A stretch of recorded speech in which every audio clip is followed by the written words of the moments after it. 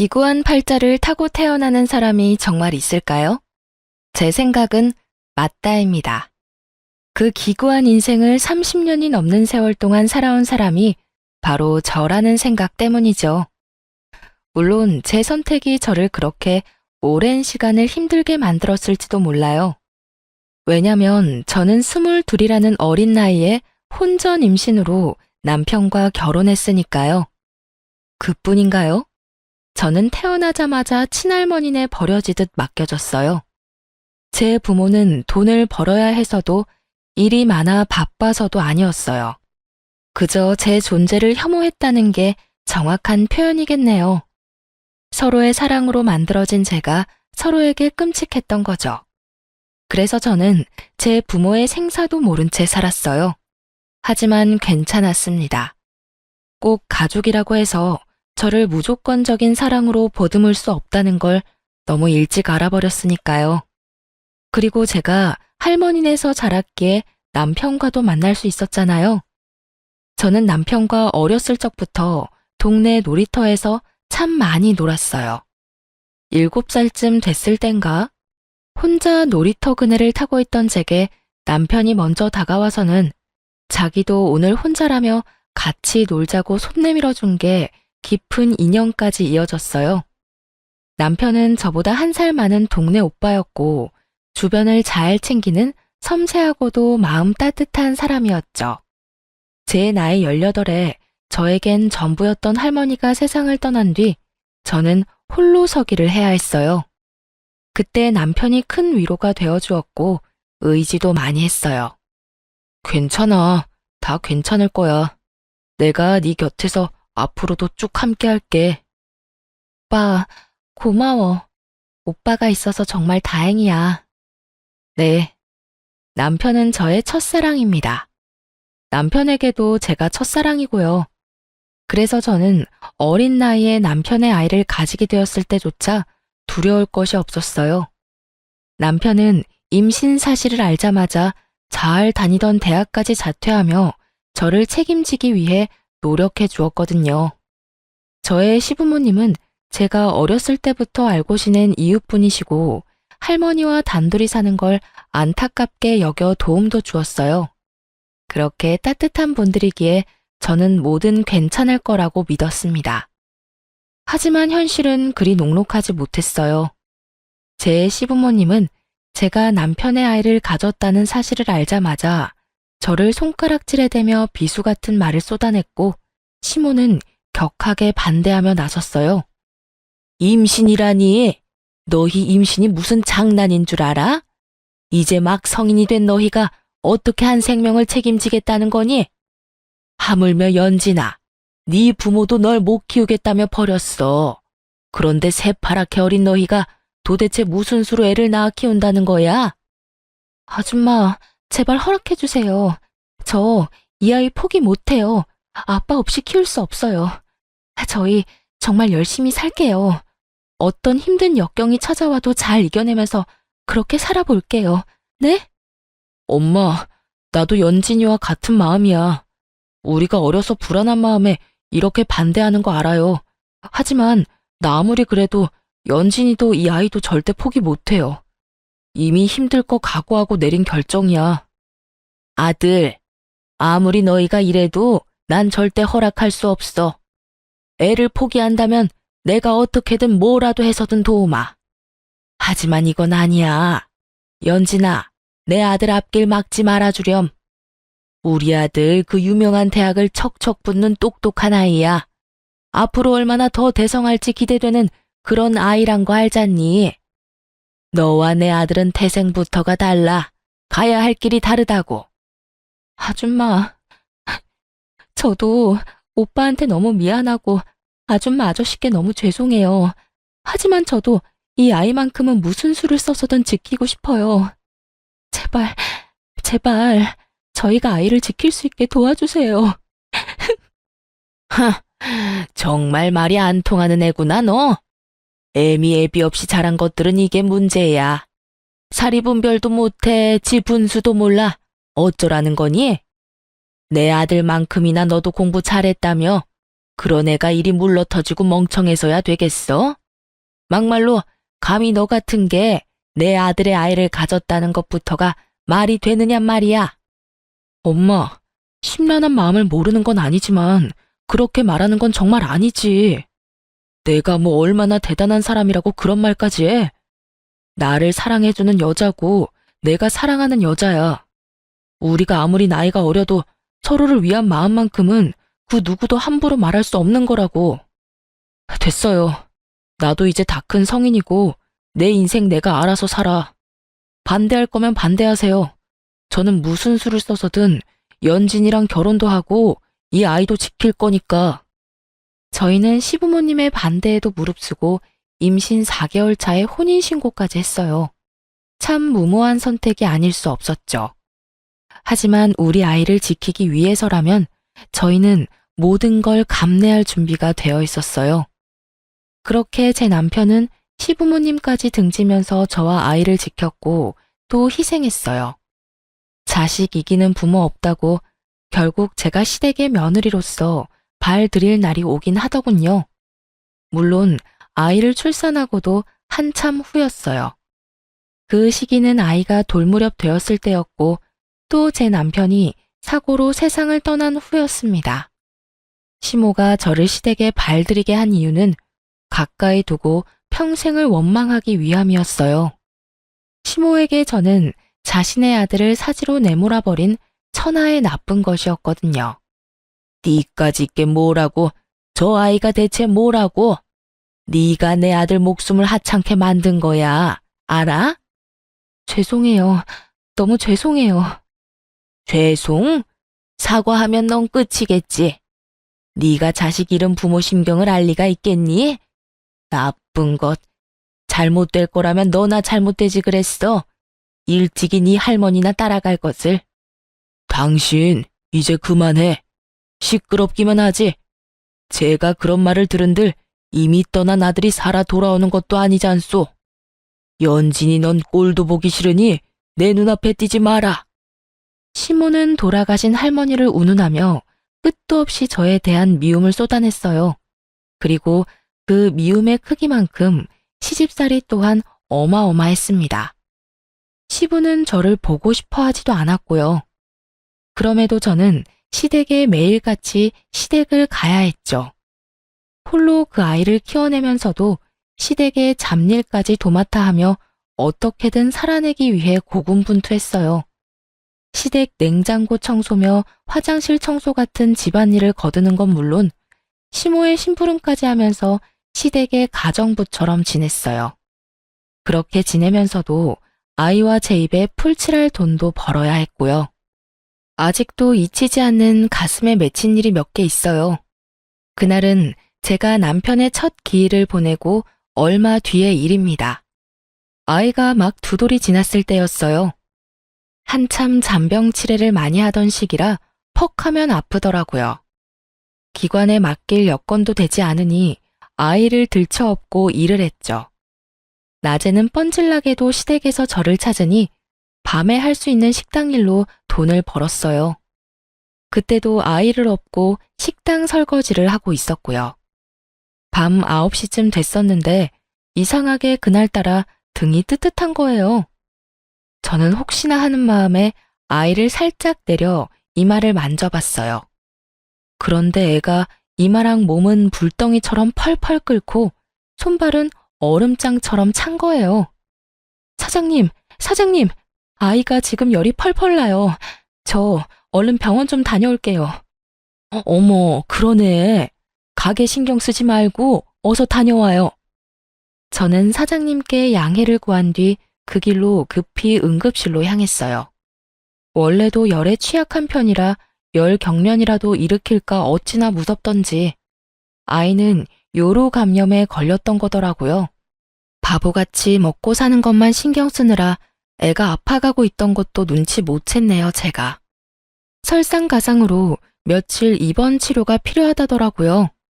정말 싫은데 먹고 살 돈도 빠듯하니 병원비 걱정이 절로 들었어요. 그런 제 자신이 그날따라 어찌나 못나고 또 밉던지 모릅니다. 입원실에 자리가 나길 아이와 기다리며 응급실에서 수액을 맞고 있을 때 시모에게 연락이 왔어요. 그때 시각이 밤 11시가 훌쩍 넘었던 터라 의아했죠. 평소에는 그 시간에는 한참 자고 있을 때니까요.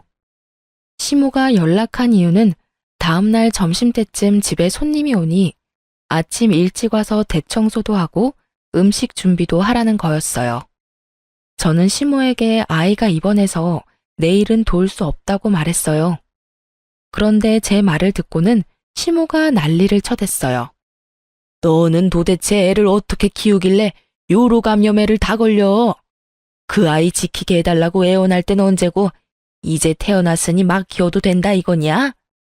내 아들의 하나뿐인 핏줄이야. 너같이 천박한 것과는 급이 다른 아이라고. 제가 아이를 좀 더 신경 썼어야 하는데 그러지 못했나 봐요. 그래도 이맘때 아이들이 요로 감염에 간혹 걸리기도 한다고 해요. 며칠 입원해서 잘 치료받으면 금방 좋아진다고 선생님께서 그러셨어요. 그러니까 너무 걱정 마세요, 어머님. 입원했으니까 당연히 그러겠지. 내 아들도 죽여놓고 내 손주까지 잘못되면 네가 목숨 부지하고 살 수나 있을 줄 알아? 네 몸 건사하지 말고 넌 하나 남은 우리 집안 핏줄만 챙겨. 알겠니? 네, 그럼요. 어떻게 지킬 나이인데요. 제가 좀 더 잘 살필게요. 저는 시모가 애가 아픈 것 때문에 야단을 친 게 처음이라 조금 당혹스러웠어요. 하지만 우리 아이에게 애정이 전혀 없지는 않았다는 생각에 기분이 나쁘지만은 않더라고요. 아니, 정확히는 그 순간 처음으로 안도감이 들었던 것 같아요. 그런데 시모는 이런 제 마음을 짓밟는 말을 이어갔고 참지 못한 저는 결혼 이후 처음으로 시모에게 화를 쏟아냈어요. 너는 하필이면 이럴 때 애를 아프게 만들어. 너가 와서 청소를 안 하면 이 넓은 집을 누가 청소하냔 말이야. 진짜 짜증나 죽겠네. 왜 너는 애 간수도 못해서 나한테까지 피해를 주니? 당장 내일인데 어쩌면 좋아 정말. 아무튼 내 인생에도 내 아들 인생에도 걸림돌밖에는 안 되는 계집애라니깐. 어머님께서 속상하신 마음 모르는 건 아니지만 제가 아프게 만든 건 아니잖아요. 그저 이 나이 때 애들이 자주 아프면서 크는 것뿐인걸요. 너 지금 내 말에 말대꾸하는 거니? 네가 정말 미쳤구나. 가뜩이나 내일 손님 맞이가 엉망이 될 판이라 성질나 죽겠는데 지금 나랑 말장난이라도 하자는 거야? 너가 애 똑바로만 잘 키워도 이런 일 없지 않니? 뭘 잘했다고 말대꾸야 말대꾸가? 예, 이게 다 네 탓이니까 애를 간호사한테 맡기든 입원실에 같이 입원해 있는 보호자한테 맡기든 요령껏 맡기고 와서 네가 다 준비해. 알겠어? 어머님, 저도 그동안은 죄스러운 마음에 어머님께서 시키는 대로 다 했지만 이번만큼은 못하겠어요. 어머님한테는 뭐가 더 중요한지 모르겠지만 저한테는 지금 우리 아이보다 더 중요한 건 없어요. 남들도 어머님처럼 굴진 않아요. 아픈 애를 남한테 맡기라는 망발은 안 한다고요. 어머님 댁이고 어머님 손님이니까 어머님께서 직접 해결하세요. 뭐야? 애가 아픈 게 아니라 네 머리가 어떻게 된 거 아니니? 그렇지 않고서야 겁대가리 없이 이렇게 함부로 입을 놀릴 리가 없지. 어디 감히 나한테 언성을 높이는 것도 모자라 따박따박 말대답질을 해? 너 내 손에 죽고 싶어 환장했니? 밤낮 없이 손에 물 마를 날 없이 홀로 악착같이 버티며 살고 있는 제게 엄마 자격 운운하는 것도 모자라서 아픈 애는 안중에도 없으신 분을 위해 제가 왜 뭔가를 해야 해요? 저요, 남편 먼저 보내고 어머님께 제 딴엔 그동안 최선을 다했어요. 그런 제 노력은 안중에도 없는 분께 이런 말까지 들으면서 무엇을 해드리고 싶지 않아요. 그러니까 앞으로는 제게 어머님 할 일 떠밀지 마세요. 아셨어요? 그동안 쌓여있던 묵은 감정을 이렇게라도 털어내고 나니 체증이 쑥 내려가는 것만 같았어요. 하지만 제 이런 반항을 시모는 참을 수 없었나 봐요. 아이가 입원할 병원을 어떻게 알았는지 응급실에 들이닥쳐서 다짜고짜 제 뺨을 내리쳤어요. 그것도 수도 없이 말이에요. 병원 직원들이 뒤늦게 말리고서야 시모는 내리치는 걸 멈추고는 돌아갔어요. 참 다행인 것은 제 아이가 그 난리통에도 깊은 잠에 빠져 보지 못했다는 겁니다. 저는 그날 이후 시댁 식구 그 누구의 부름에도 절대 응하지 않았어요. 설령 제게 또다시 찾아와 갖은 모욕을 퍼부어도요. 그간 제가 노력했던 것으로 며느리 몫은 했다고 생각했고 앞으로는 이런 취급받지 않고 저와 아이만을 위해 살기로 마음먹었거든요. 그것만이 저도 아이도 행복할 수 있는 길이라고 여기면서요. 그렇게 홀로 아이를 키우며 삶을 꾸려가다 보니 어느덧 아이는 5살이 되었어요. 그리고 조금은 안정적인 패턴을 가질 수 있었어요. 아이가 클수록 아픈 것도 조금 덜하고 손 가는 일도 덜하니 차츰차츰 상황이 좋아지더라고요. 평일이면 여전히 캄캄한 저녁이 되어서야 어린이집에서 하원할 수 있었지만 주말만큼은 저도 아이도 온종일 함께 시간을 보낼 수 있었어요. 저는 그 삶이라도 더없이 행복했어요. 아이에게는 늘 미안한 마음이 컸지만 씩씩하게 잘 자라주는 아이의 모습이 위안이 되었거든요. 그리고 제게 설레이는 감정을 느끼게 해주는 사람도 생겼어요. 물론 아이 때문에 깊은 관계까지는 생각해보지 않았지만 그래도 이제는 남들 사는 것처럼은 사는 것 같았어요. 앞으로도 이렇게 잔잔하게 흐르길 바라기도 했고요. 그렇지만 언제나 시련은 불시에 찾아와 제 삶을 흔들곤 하죠. 시모는 어디서 어떻게 제 소식을 전해 들었는지 제 직장까지 찾아와서 저를 기다리고 있었어요. 그러고는 저를 발견하자마자 제게 성큼 다가와서는 삿대질을 해대며 언성을 높였어요. 어디 내 아들의 애까지 낳아 키우고 있는 몸으로 다른 남자 만날 생각을 해?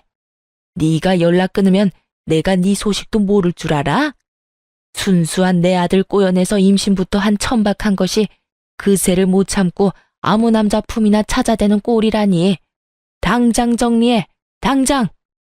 제 아이 손 닿아본 적도 없는 분이 참견할 일은 아니지 않나요? 그것도 제 직장까지 와서 가타부타 하는 건 더더욱 무례한 태도고요. 그리고 전 단연코 천박한 행동한 적 없어요. 내 아이에게 떳떳한 부모로 살기 위해 기를 쓰고 노력 중이거든요. 내 인생 내가 알아서 해. 당신이 관여할 문제가 아니라고.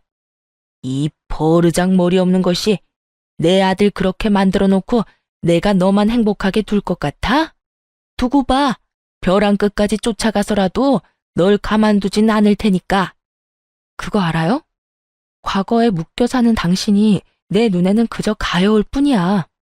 그래, 당신도 자식을 뒀던 부모니까 여전히 내가 밉겠지. 하지만 그렇다고 해도 변하는 건 없어요.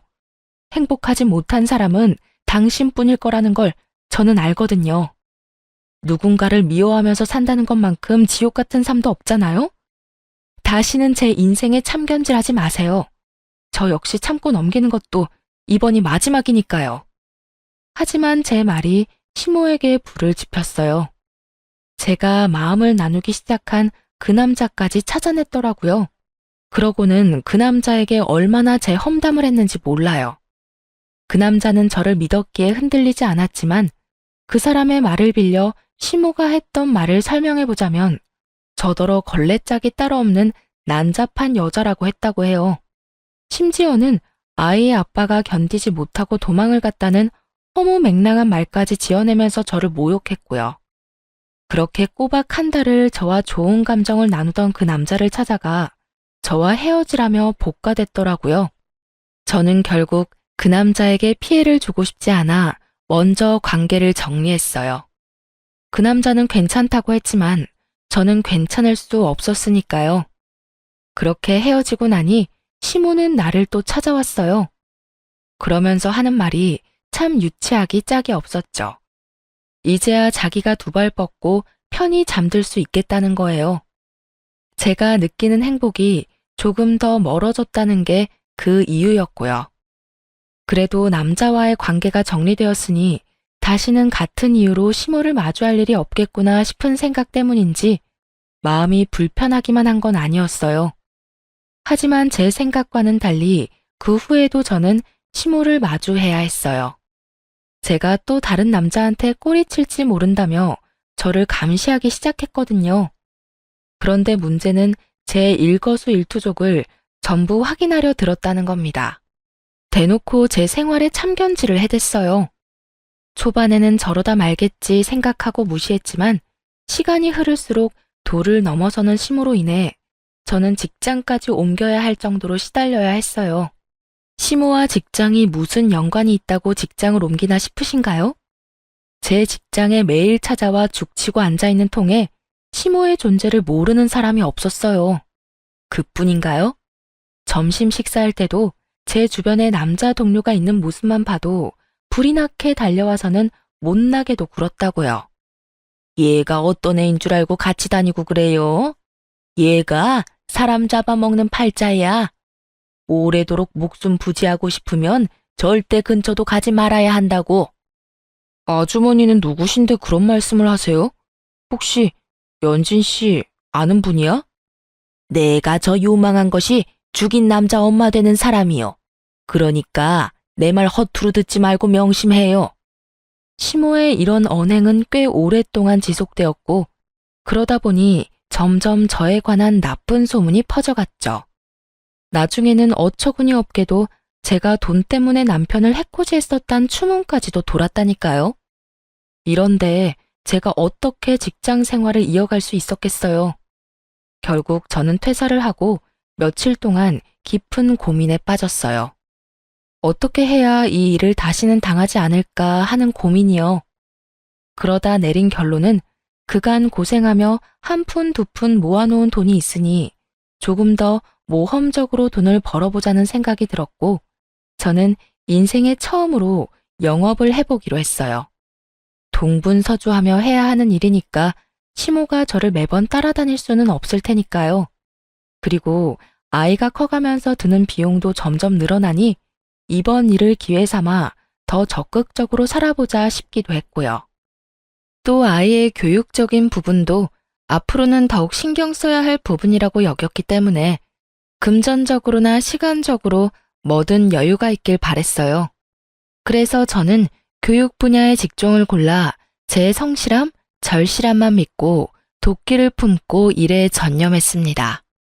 그 덕인지 저와 잘 맞았던 건지 저는 이전의 벌이와는 비교도 되지 않을 만큼 벌이가 좋아졌어요.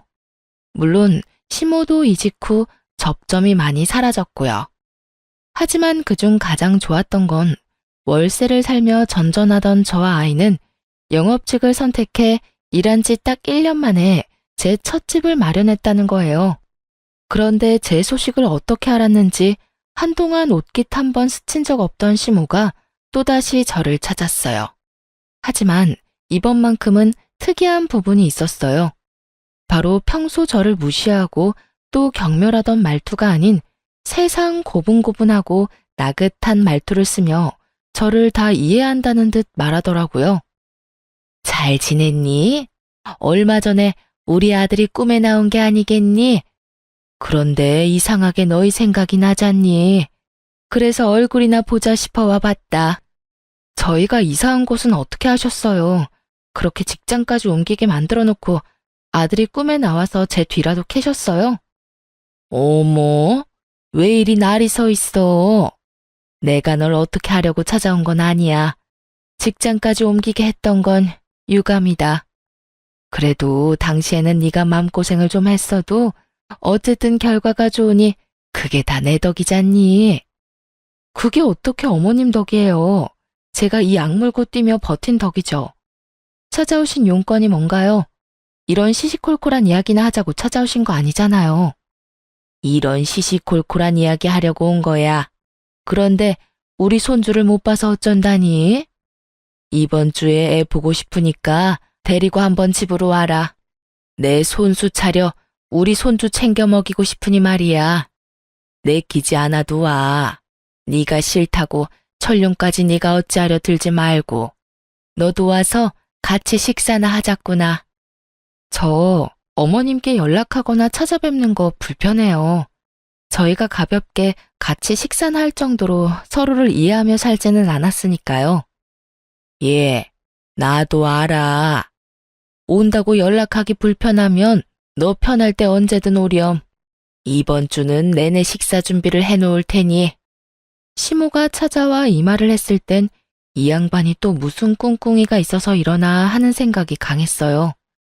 앞으로는 다시는 이런 연락을 하지 말고 찾아오지도 말라 당부하기 위해 이번이 마지막이라 생각하며 다음날 일찍 시댁에 들렀어요. 그런데 제가 이 관계를 끝내기 위한 말을 꺼내기도 전에 시모가 황당한 소리를 짓거리더군요. 잘 왔다. 그런데 우리 손주는 어디 가고 너만 왔니? 제가 어머님께 드릴 말씀이 있어서 데리고 오지 않았어요. 그러니? 아쉽네. 네가 할 말이 뭔지는 대충 짐작이 가니 내가 먼저 말하마. 너 돈 좀 만지는 거 내가 다 안다. 그래서 말인데 평생 내 꿈이던 제주살이 네가 좀 시켜줘야겠다. 할머니가 살아계실 적 시모는 가끔 자기 꿈을 이야기하곤 했어요. 늙으면 자기는 제주도에서 살고 싶다고요. 그런데 지금 그 꿈을 저더러 이뤄달라뇨. 저는 시모의 말에 어이가 없어 따박따박 따졌어요. 제가 왜 어머님의 꿈을 이뤄드려야 해요?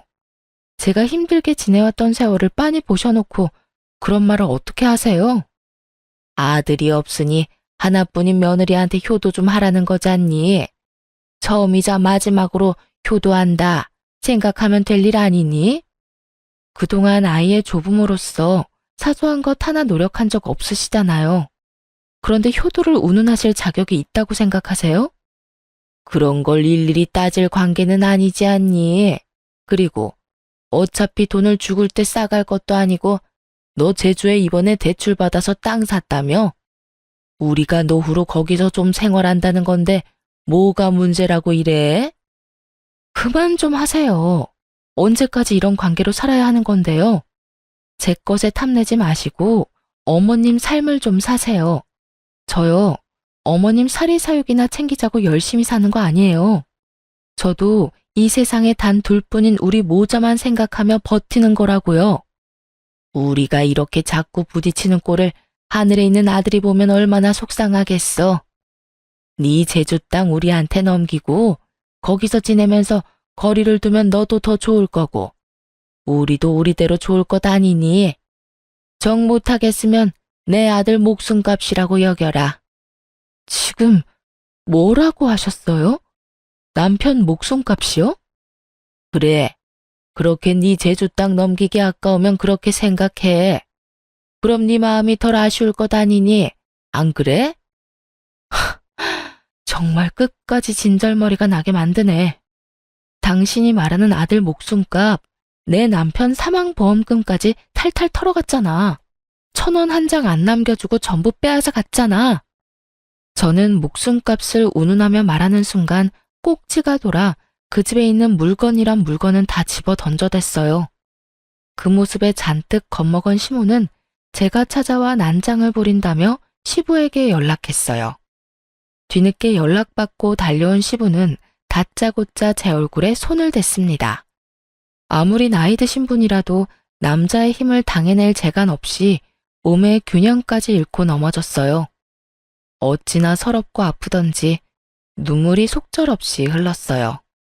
시부는 그런 저를 향해 정신 나간 미친 사람 취급을 했죠.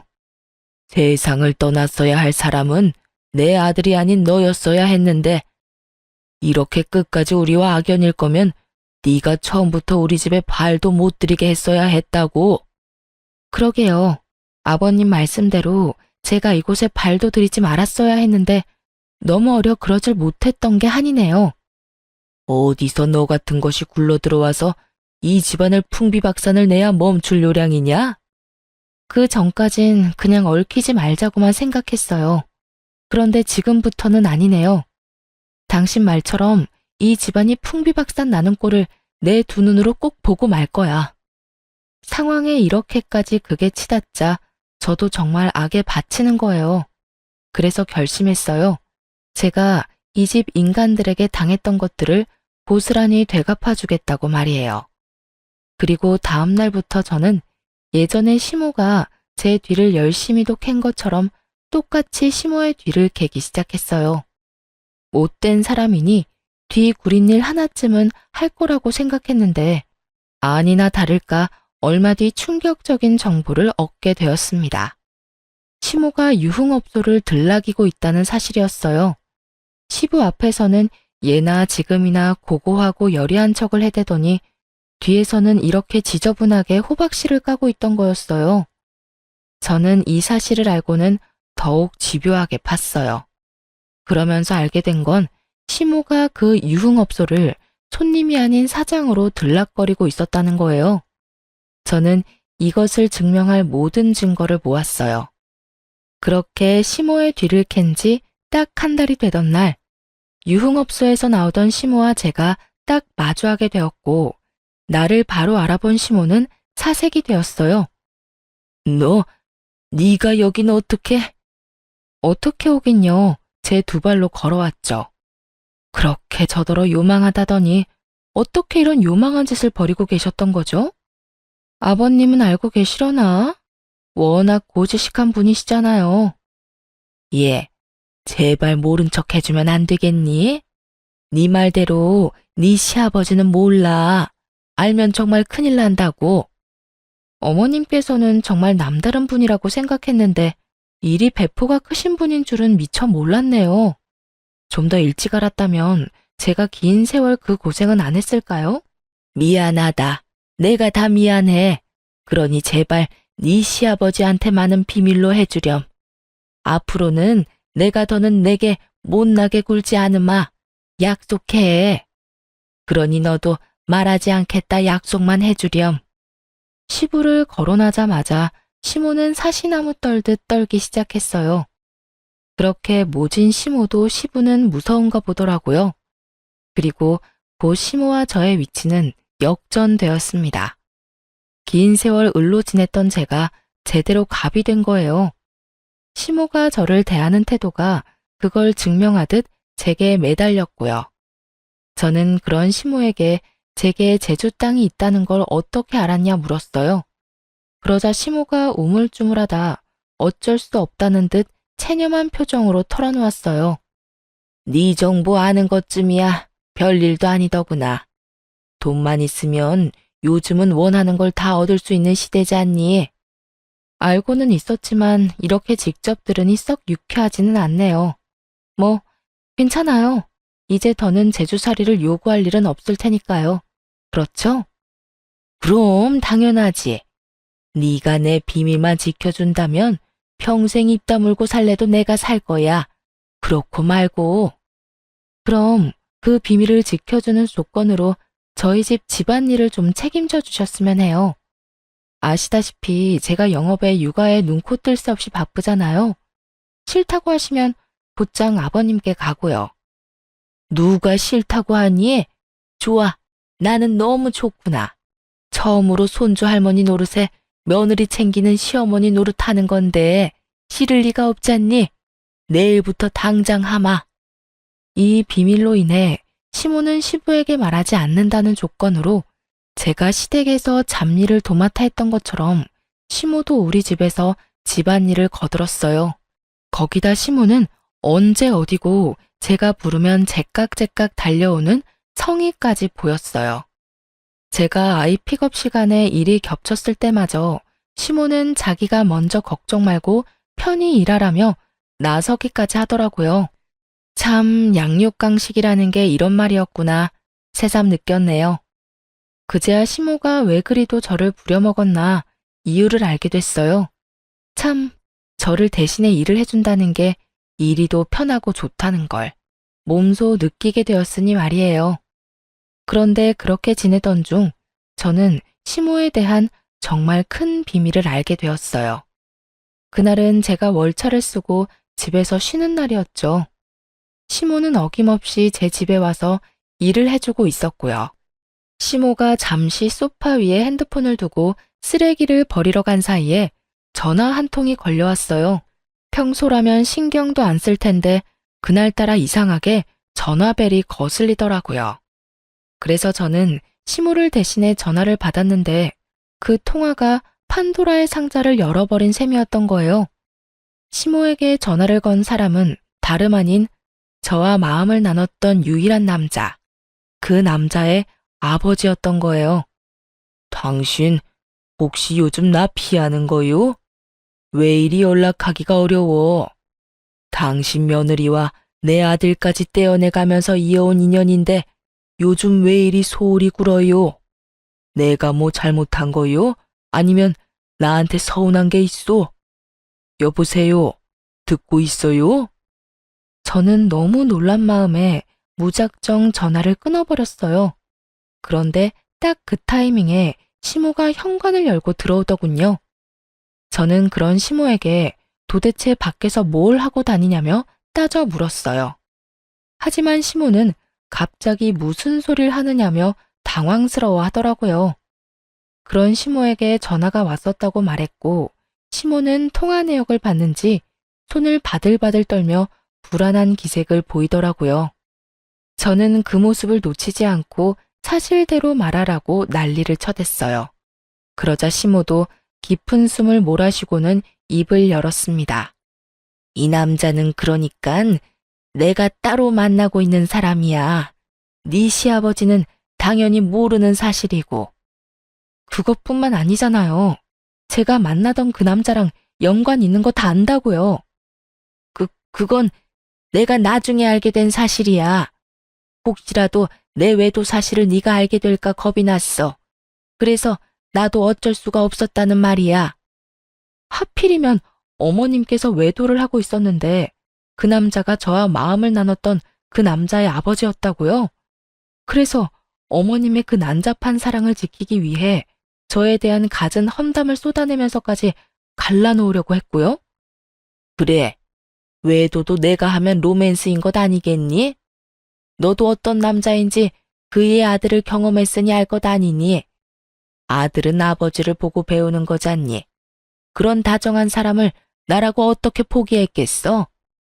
어차피 넌 어린아이가 있으니 포기하기 쉽잖아. 난 하나뿐인 내 아들도 떠나버린 후라 기댈 곳이 필요했을 뿐이야. 저는 그제야 시모가 저와 마음을 나눴던 그 남자를 한 달 꼬박 괴롭혔던 이유를 알게 되었어요. 시모가 이리도 난잡하고 지저분한 사람이라는 걸 이렇게까지 모든 사실을 알게 되고서야 몸소 느꼈네요. 저는 그동안은 느끼지 못했던 배신감마저 들었어요.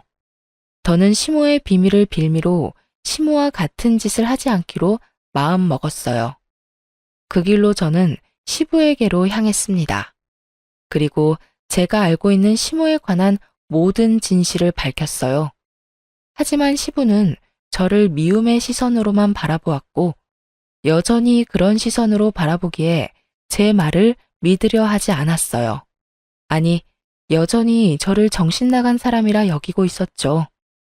저는 그런 시부에게 제가 농간을 부리는 것이 아니라는 걸 증명해 보였어요. 제가 그간 모아온 증거들과 좀 전까지 나눴던 시모와의 대화를 녹음한 것까지 다 들려주었죠. 시부는 이 모든 걸 눈으로 귀로 확인한 뒤에야 시모를 찾아댔어요. 그런데 딱 그 타이밍에 제가 입 놀릴 게 염려된 시모가 한 발 늦게 시댁에 도착해 들어왔어요. 그리고 그날 시댁은 정말 말 그대로 풍비박산이 났습니다. 아버님은 시모에게 더러운 여자라며 당장 이혼이라며 노발대발을 했고 시모는 시부에게 끝까지 사실이 아니라며 제가 꾸며낸 거라고 잡아떼기까지 하더라고요. 그러나 이미 신임을 잃은 시모의 말에 무슨 힘이 있겠어요?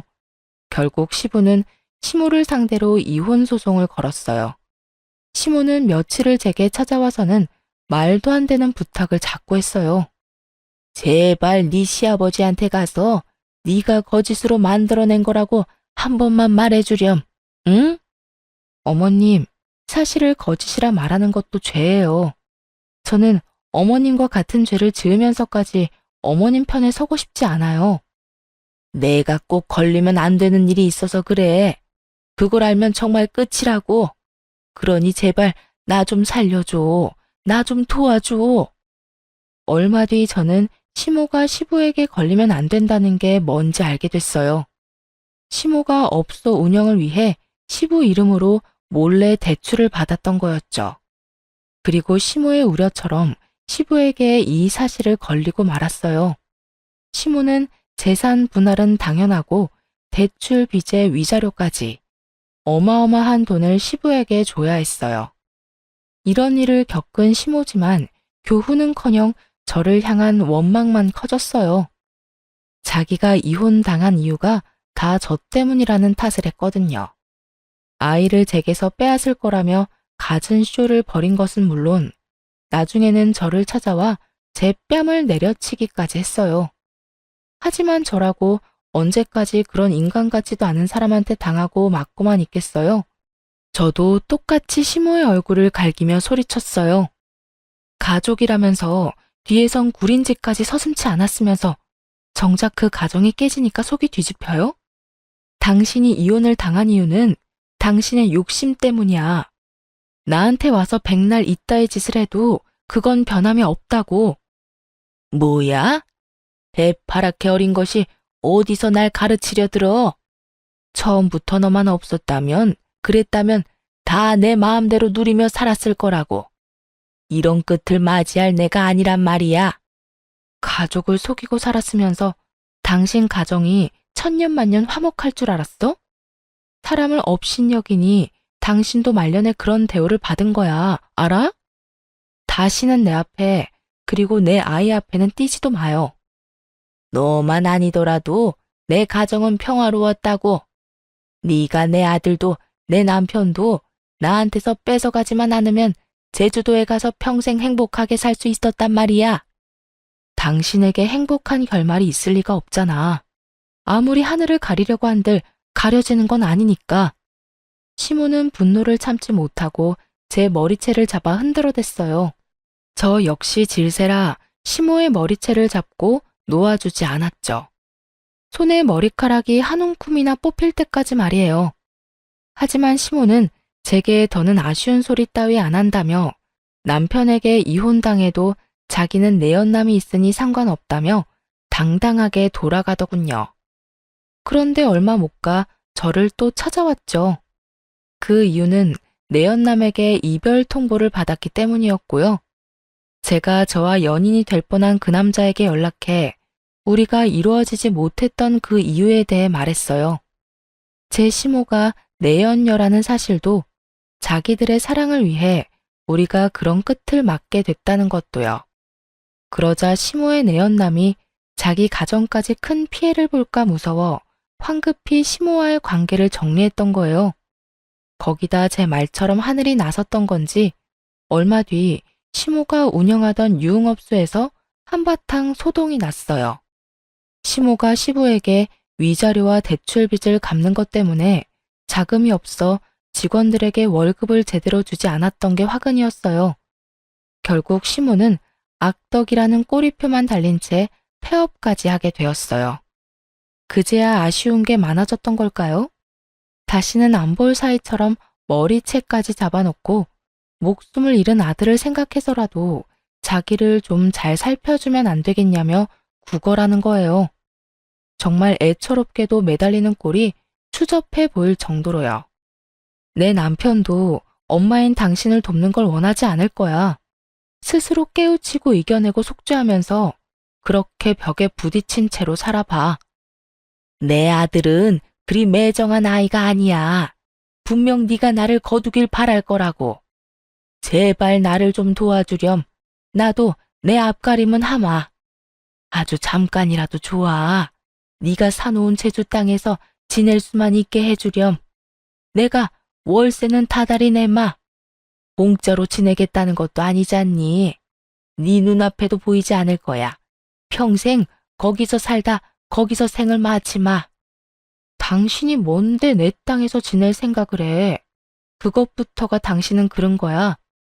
결국 내 덕을 보며 당신이 원하는 꿈을 이뤄보겠다는 속내잖아. 나도 제발 부탁이니 당신은 당신 알아서 살아. 내가 실언했어. 제주 땅이 아니라 네 집에 있는 방 한 켠만이라도 좋으니 내치지 말아주렴. 집안일은 다 내가 하마? 원 없이 부려먹어도 좋아. 잠만 잘 수 있게 해주렴. 제발. 당신한테 내줄 방 따위 없어. 한 번만 더 찾아오면 신고할 줄 알아? 제발, 이제 우리 악연은 오늘이 마지막이길 바래. 시모는 자기 목구멍이 포도청이니 제가 오지 말라고 신고하겠다 말해도 끈질기게도 매달리며 하루가 멀다 하고 찾아왔어요. 거기다 제가 그렇게도 매정하게 했으니 못된 그 성정이 가만히 받아들일 리 없었죠. 또다시 못된 행동을 일삼아댔어요. 제가 망하는 꼴을 보고 말겠다며 제 직장에 아이가 다니는 기관까지 찾아가서는 제 전 직장에서 했던 짓을 또 해댔죠. 말도 안 되는 말들로 저뿐만 아니라 아이에게까지 피해를 입혔고 친구들이 수군대는 걸 견디지 못해 아이가 불안증까지 생기고 말았어요. 아이에게까지 해를 준 건 절대 용납할 수 없었기에 저는 시모를 상대로 고소했어요. 이걸 그냥 두면 앞으로 또 이러지 않으리란 법도 없잖아요. 시모는 법적 조치를 취하고서야 겁을 먹더라고요. 네 눈앞에서 완전히 사라질게. 그러니 제발 선처해 주렴. 내가 돈도 없고 집도 없는 와중에 처벌까지 받을 수는 없잖니. 내가 그동안 너를 우습게 여겼어. 사실이다. 하지만 이번만큼은 진심이야. 선처만 해주면 죽은 듯 살겠다. 약속하마. 내 아이에게까지 해를 입혀놓고 뭐? 선처? 마음 같아선 골방에 가두고 평생 못 나오게 하고 싶은 심정이야. 당신이 그간 내게 했던 만행들까지 어디 한번 제대로 죗값 치러봐. 시모는 자기 코가 석자라는 걸 느꼈는지 나중에는 제 아이에게까지 무릎 꿇고는 할머니가 잘못했다며 용서해달라고 빌었어요. 하지만 그런다고 잘못이 사라지나요? 저는 끝까지 봐줄 생각은 없었어요. 저는 모진 일을 당해도 제 아이만큼은 그러지 않길 바랬는데 이런 제 바람을 짓밟은 시모가 제발 감옥에서 썩길 바랄 뿐이었으니까요. 저는 끝까지 선처해주지 않았고 결국 시모는 몇 년치의 죗값을 그제야 제대로 처벌받게 되었습니다. 참 숨 쉴 틈 없는 모진 날의 연속이었어요. 지금 생각해보면 어떻게 그 모든 날을 버티며 이만큼 살아왔을까 신기하기도 해요. 아이와 함께 남편을 따라 이 세상을 등지면 어떨까 하는 생각이 들 정도로 힘든 날이 많았으니까요. 하지만 시댁과의 악연에 종지부를 찍은 후 2년이라는 시간이 더 흘렀네요. 저만큼이나 힘들었을 제 아이가 잘 버텨준 것이 너무도 감사하고 여전히 씩씩하고 단단하게 자라주고 있는 것이 대견하다고 느껴져요. 아이는 크면서 얼굴이 12번도 더 바뀐다는 말처럼 어렸을 땐 그리도 저를 쏙 닮았던 아이가 지금은 남편의 얼굴이 참 많이 닮아 있어요. 어쩌면 제가 힘든 그동안은 남편의 얼굴을 닮은 아이를 보며 힘들어할지 모를 저를 하늘이 배려해 준 것은 아니었을까 하는 생각까지 들어요. 제 아이는 남편을 닮아 똑똑하고 저를 닮아 억척스러운데 그래서 참 다행이지 않나 싶어요. 우리 아이도 저도 힘든 시기를 지나 지금은 충분한 행복을 누리고 살고 있거든요. 앞으로는 더욱 잘 이겨낼 수 있으리란 희망도 생겼네요. 아이는 저를 자신의 우주라고 표현해요. 저 역시 아이가 제 전부이며 저의 우주입니다. 우리는 앞으로도 서로에게 등대가 되어주고 또 우주가 되어주며 살아갈 거예요. 언제까지나 아이와 제가 단단히 살아갈 수 있도록 시청자분들의 많은 응원 부탁드립니다. 감사합니다.